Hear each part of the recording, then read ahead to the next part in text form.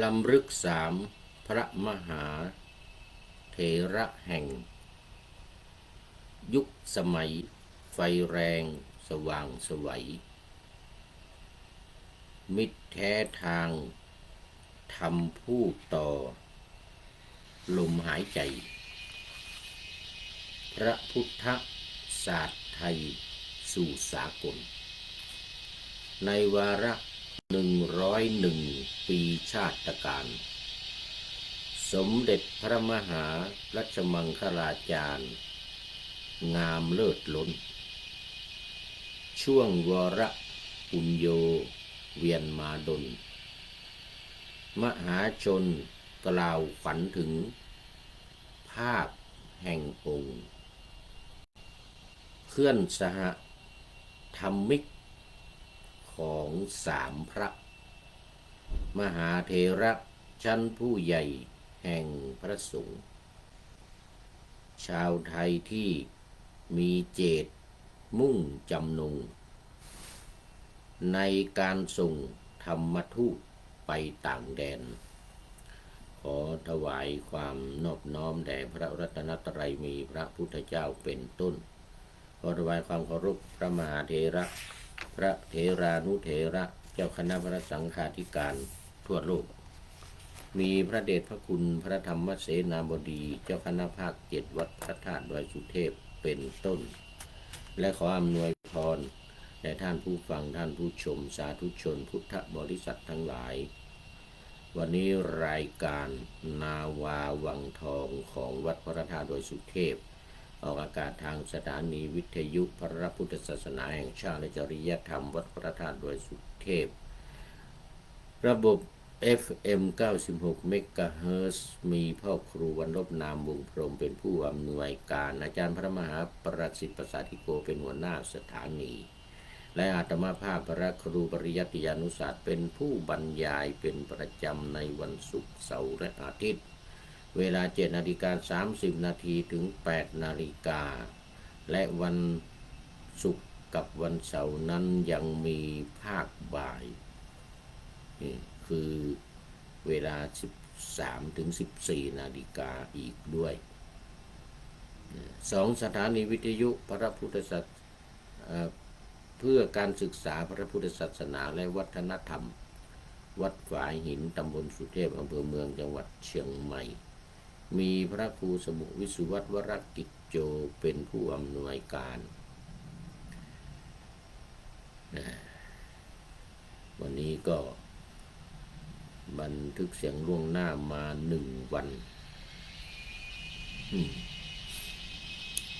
ผ่านทาง Facebook ไลฟ์สวายเทพบุญเหมือนเดิมและวันนี้ยังอยู่ในหัวข้อเดิมคือหัวข้อที่ว่าคุณลักษณะของพระเถระของผู้เป็นเถระขอไปซึ่งมีอยู่2 อย่างคือเถระพาลกับเถระบัณฑิตวันนี้จะได้พูดถึงเถระพาลบ้างที่ผ่านมาพูดถึงพระเถระบัณฑิตซึ่งมาในเถระคาถาเถรีคาถา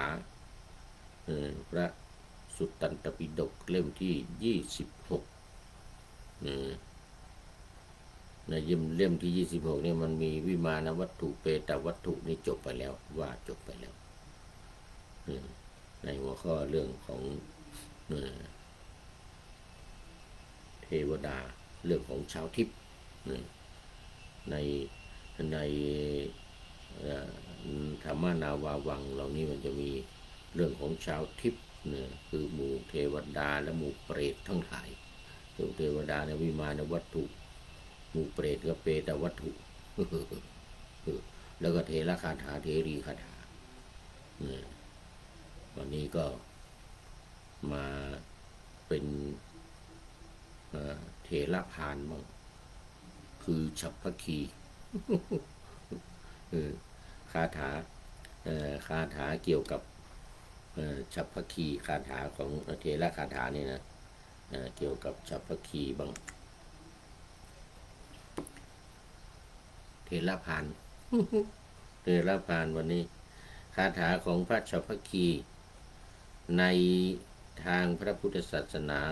ไม่ใช่บทสวดหรือคาถาอาคมที่พระฉัพพคีเป็นคนแต่งขึ้นมาท่องจำกัน แต่หมายถึงพระคาถาธรรมบทที่พระพุทธเจ้าทรงตรัสสอนและ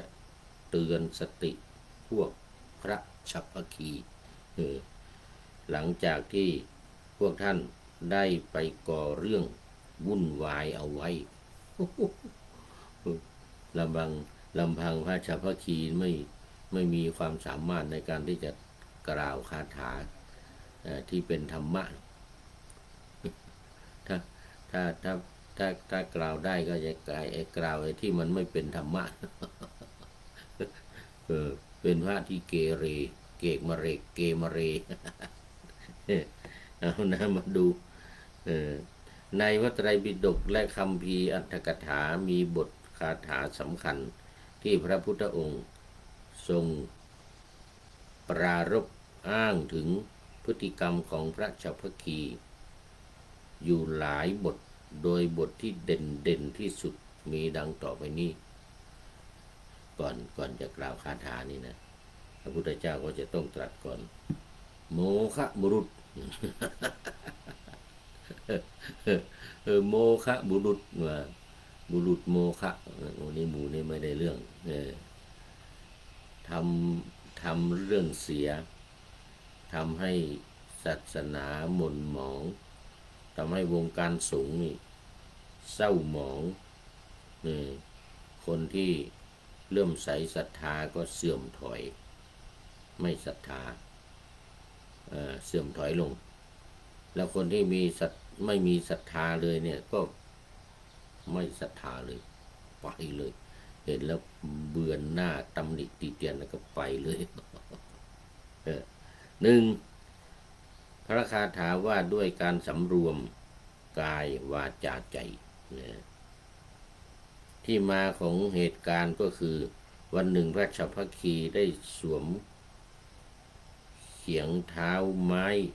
รองเท้าเอาไม้มาทำรองเท้า รองเท้าไม้นี่นะ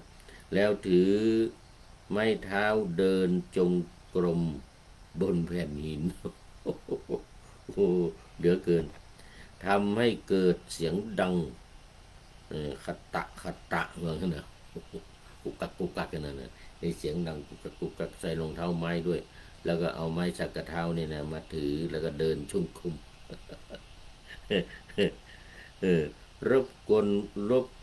กวนความสงบของภิกษุทั้งหลาย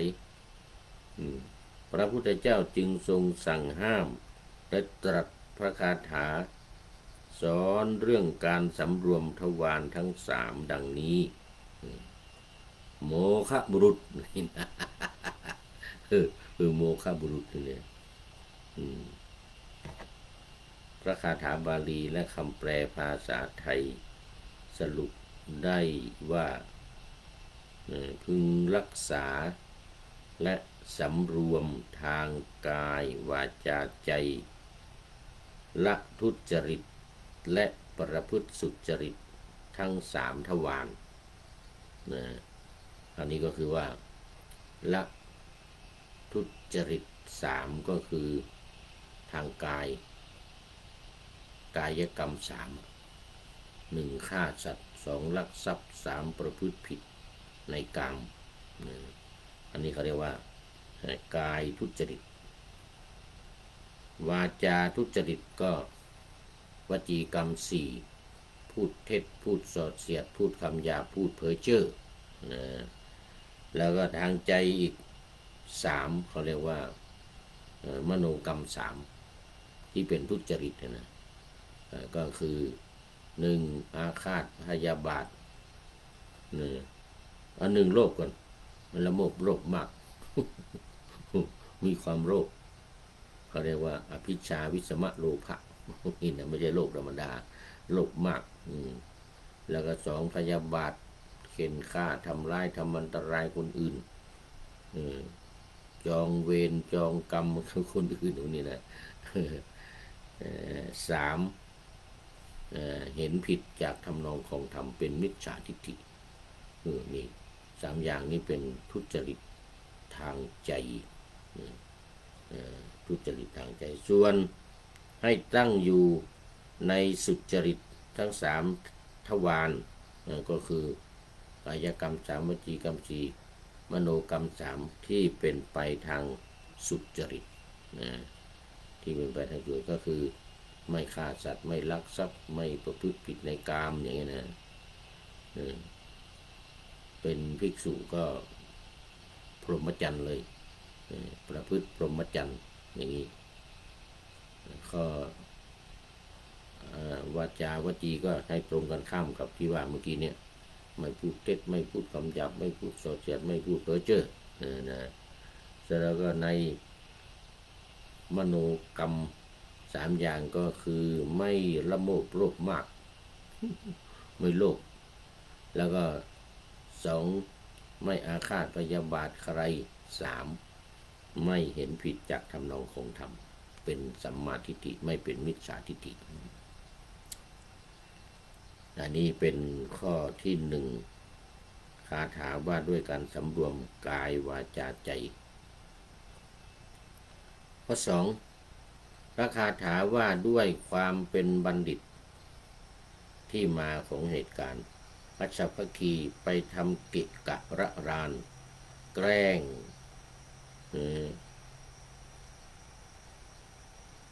แกล้งเทอยากเยื่อเอาขยะไปทิ้งรถหัวพระหนุ่มและสามเณรในโรงฉันแล้วพากันพูดอวดอ้างว่าพวกเราเป็นคนฉลาดแน่พวกเราเป็นบัณฑิตพระพุทธเจ้าจึงตรัส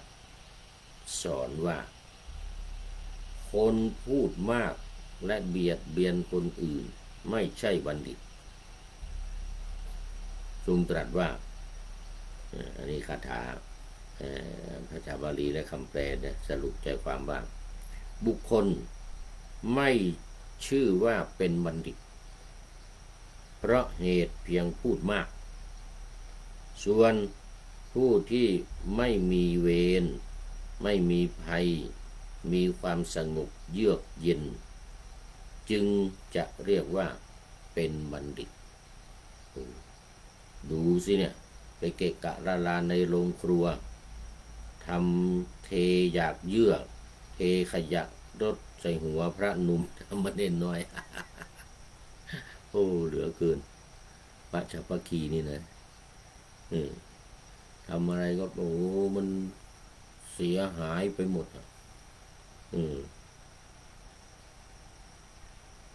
พุทธองค์ก็จึงตรัสว่าไม่ใช่เพียงพูดมากในบัณฑิตเนี่ยนะส่วนผู้ไม่มีเวรไม่มีภัยมีความสงบเยือกเย็นจึงเรียกว่าเป็นบัณฑิตสามพระคาถาว่าด้วยชีวิตเป็นที่รักของสัตว์ทั้งปวงคือทุกคนต้องมีรักชีวิตของตัวเองที่มาของเหตุการณ์ก็คือราชภัคีนี่ไปใช้กำลังทุบตีทำร้ายกลุ่มพระภิกษุสัตตรสวัคคีคือกลุ่มพระ17 รูปที่เราไปฟังเมื่อกี้เนี่ยนะเพื่อแย่งชิงเสนาสนะที่พักที่พระกลุ่มนั้นซ่อมแซมไว้เขาไปซ่อมแซมเสนาสนะเพื่อจะอยู่17 รูป17 รูปจะแล้วเป็นไงพอซ่อมแซมสร้างอะไรเสร็จเรียบร้อยแล้วภิกษุฉัพพคีนี่ก็พากันไปไล่ออกไล่พระเถระพระหนุ่มน้อยพระเถระด้วย17 รูปโอ้ร้องไห้กันกระจองงอแงเลยบอกไปออกไปวันนี้ที่นี่มันเป็นที่อยู่ของพวกผมเหมือนกันนะ แต่ตอนที่เขาไม่ซ่อมไม่แซมอะไรก็ไม่มานะไม่มาพอเขาซ่อมแซมอะไรเรียบร้อยอยู่ได้ที่ต่างๆนี่อยู่ได้เอาละไปรบกวนไปไล่ละมันพวกเรานี่เป็นเถระเหมือนกันที่อยู่เรานี้เป็นเหมาะสมกับพระเถระไม่ใช่กับเหมาะสมกับพวกเธอทั้งหลายไล่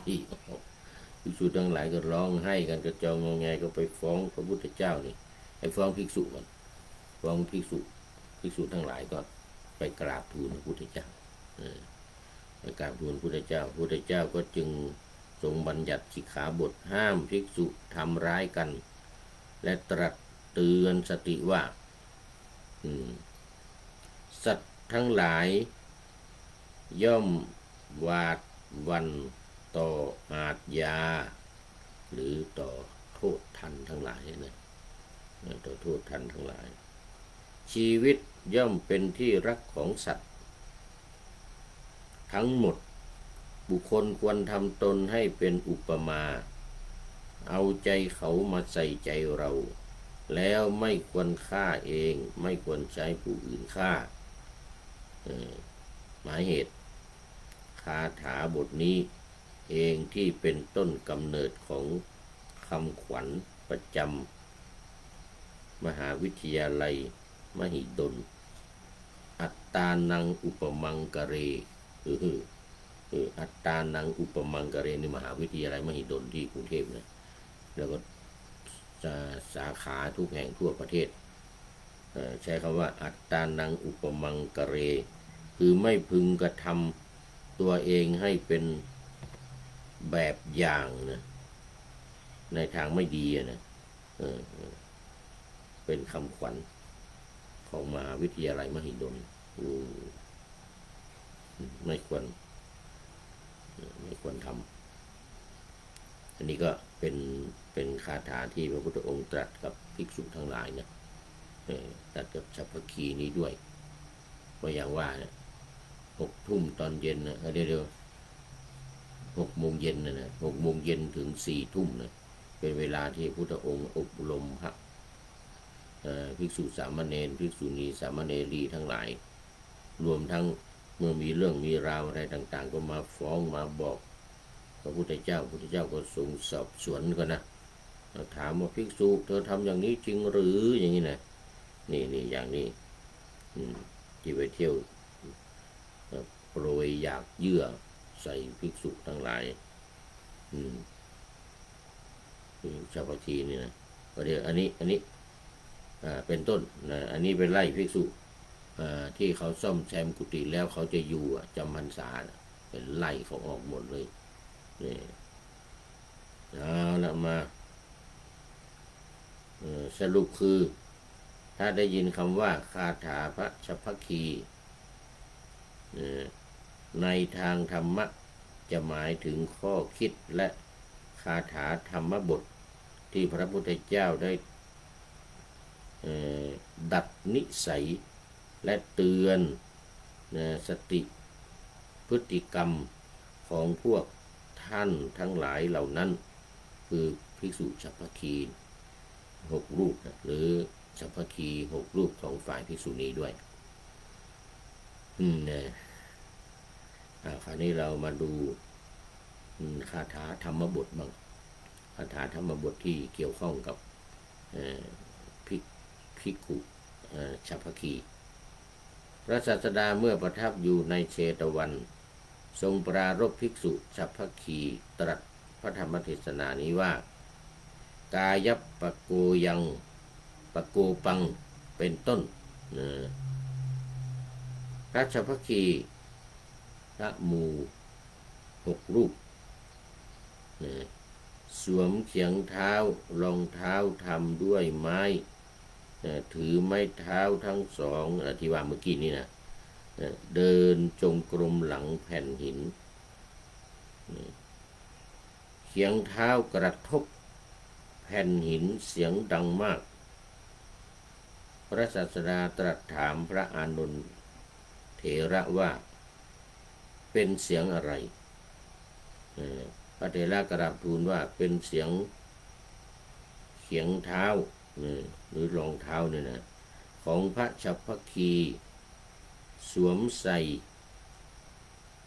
สวมใส่เดินจงกรมอยู่บนหลังแผ่นหินเลยนะอยู่บนหลังแผ่นหินจึงทรงบัญญัติสิกขาบทแล้วตรัสว่าธรรมดาภิกษุควรรักษาทวารมีกายทวารเป็นต้นอันนี้เมื่อกี้นี้นะนั่นคือที่ว่าไปเมื่อกี้นี้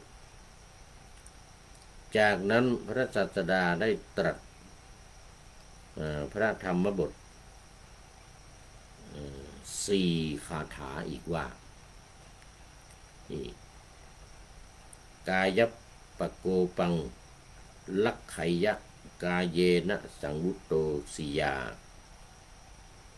กายทุจริตกายทุจริตังหิตตวากายเยนะสุจริตังเจเรเป็นต้นนะเป็นต้นเรามาดูคำแปลพึงรักษาความกำเริบทางกายพึงเป็นผู้สำรวมทางกายพึงละกายทุจริตแล้วประพฤติสุจริตทางกายอันนี้คาถาแรกคาถาแรกที่ว่ากายะกับปโกปังลักไขยะกายเยนะสังวุตโตสิยานี่นะทีนี้มาดูคาถาที่สองพึงรักษาความกำเริบทางวาจาพึงเป็นผู้สำรวมทางวาจาพึงละวจีทุจริตแล้วประพฤติวจีสุจริตประพฤติวจีสุจริตคือทางวาจาสี่อย่างนะที่ได้กล่าวไว้เมื่อเบื้องต้นนะทางวาจาสี่อย่างในคาถาที่สองที่ว่าวจีปโกปังลักไขยะวาจายะสังวุตโตสิยาเป็นต้นนะ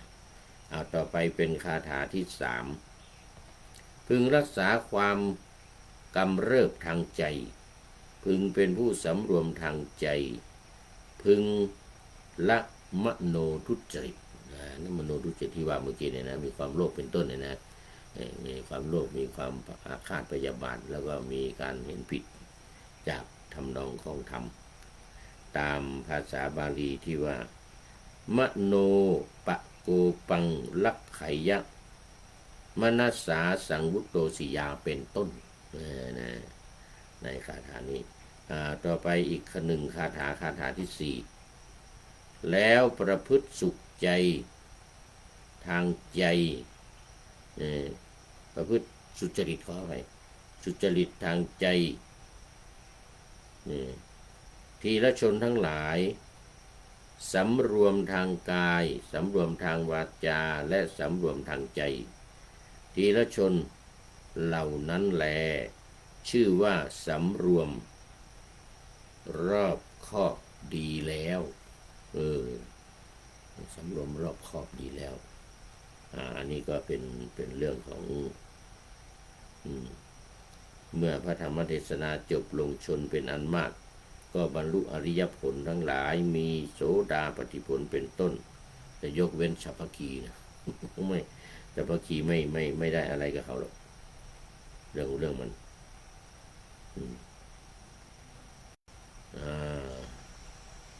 อันนี้ก็เป็นคาถาเป็นคาถาเกี่ยวกับปัญจฉัพพคี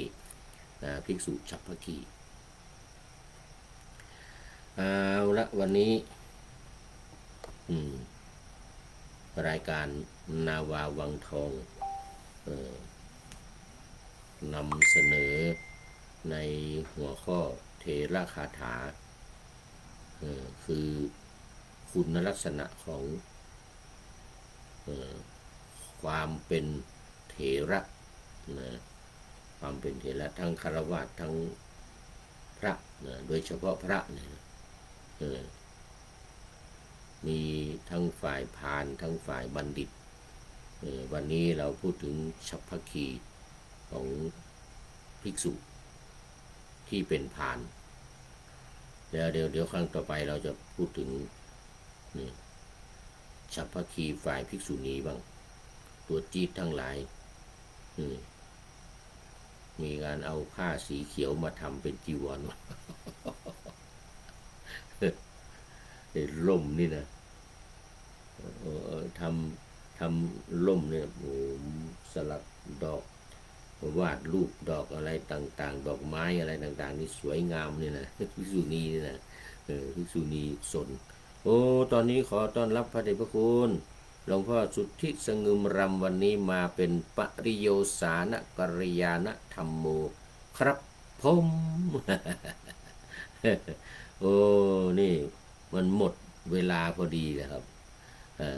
มาสุดท้ายวันนี้หมดเวลากราบขอบพระคุณหลวงพ่อเป็นอย่างยิ่งมาพร้อมด้วยหัวใจสีชมพูวันเกิดของผู้พูดอีกแล้วกราบขอบพระคุณหลวงพ่ออีกครั้งหนึ่งหลวงพ่อเป็นสุดท้ายเข้าสู่เส้นชัยของรายการพอดีเลยวันนี้เป็น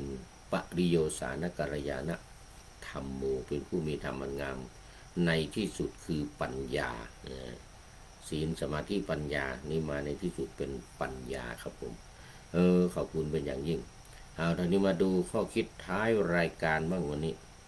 เป็นเรื่องอะไรหนอแลจากใครผู้ใดในการจริยธรรมจริยธรรมนิว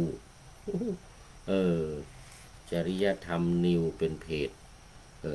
ในโปรไฟล์ว่า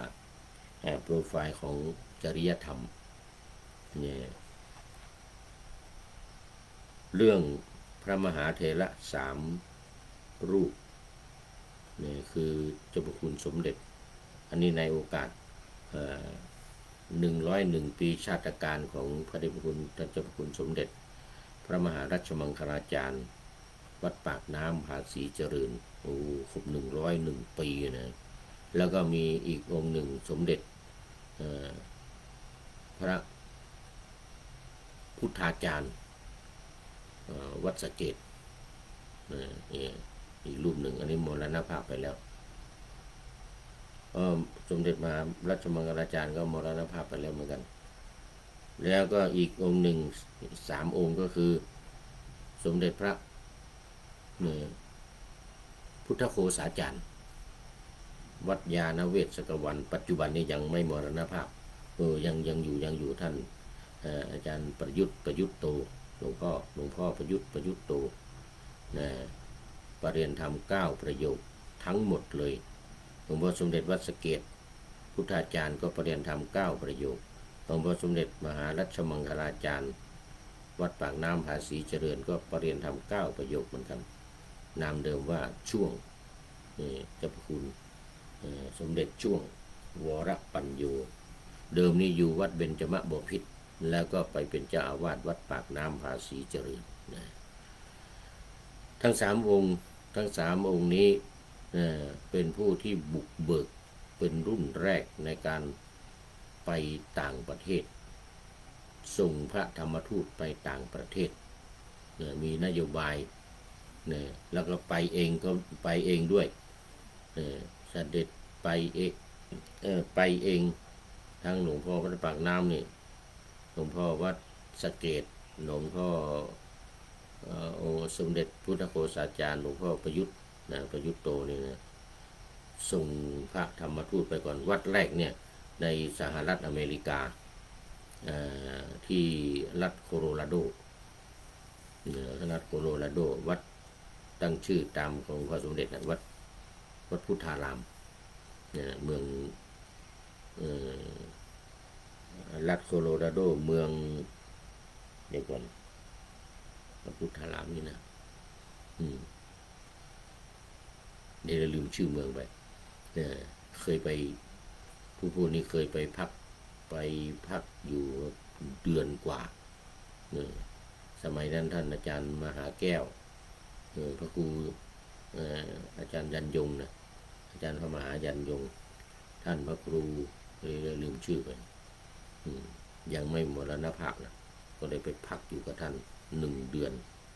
อนกว่าอยู่เดือนกว่า สมัยไปเที่ยวอเมริกาแล้ววัดพุทธารามเนี่ยเป็นวัดแรกในต่างแดนในต่างประเทศทั่วโลกเลยนะนี่เนี่ยเป็นวัดแรกที่สร้างขึ้นที่รัฐโคโลราโด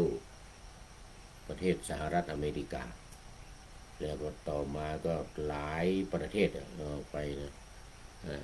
แล้วก็สมเด็จวัด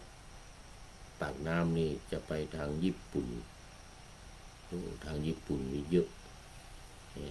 วัดปากน้ำที่ประเทศญี่ปุ่นนี่นะทางยุโรปก็มีแล้ววัดสะเกษนี่ก็ทางประเทศอังกฤษอเมริกาในภายหลังมานี่ก็เยอะออกไปหลายประเทศทั้ง3 องค์นี้ถือว่าเป็น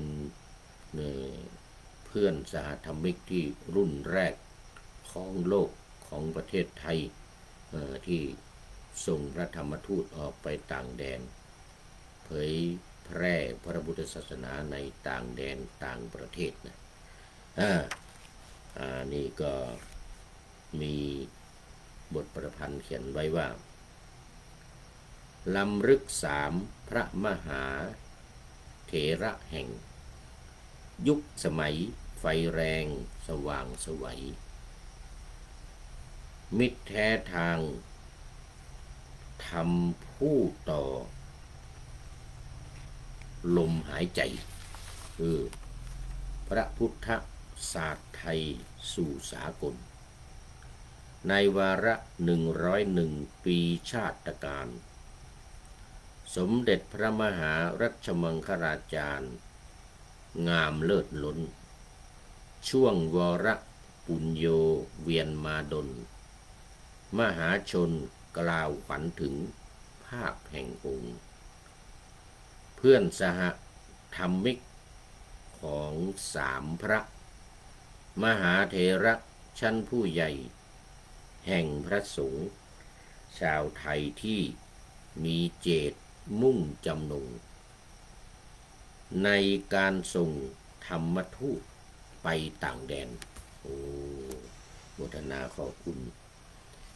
อะไรโมทนาขอบคุณจริยธรรมเพจจริยธรรมจริยธรรมนิวจริยธรรมนิวไว้ณที่นี้เป็นอย่างยิ่ง ขอนำนาวาวังทองไปก่อนแล้วจะย้อนมาใหม่ในวันหน้าคือวันพุธศุกร์เสาร์อาทิตย์ตามตารางเวลาที่วางอยู่ข้างในเป็นธรรมะจากพระราชวังเป็นนาวาโด่งดังสว่างไสวเป็นทองคำล้ำค่ากว่าสิ่งใดชุบชีวิตจิตใจให้ใสงามขอเชิญท่านทั้งหลายนำไปท่องตามคุณของพระรัตน3พุทโธเมนาโถธัมโมตามสังโฆเมนาโถยามภาวนาว่าบ่อยๆซ้ำๆจำในจิตจนมันติดในใจไม่หายหน้านอนนั่งยืนเดินจำทุกเวลาตั้งแต่ตื่นขึ้นมาถึงหลับไปขอทุกท่านได้ผลจากปฏิบัติได้กำจัดความทุกข์พบสุขใสพลันปลอดโปร่งโล่งสบายทั้งกายใจอยู่ที่ใดใจสงบพบนิพพานขอเจริญพร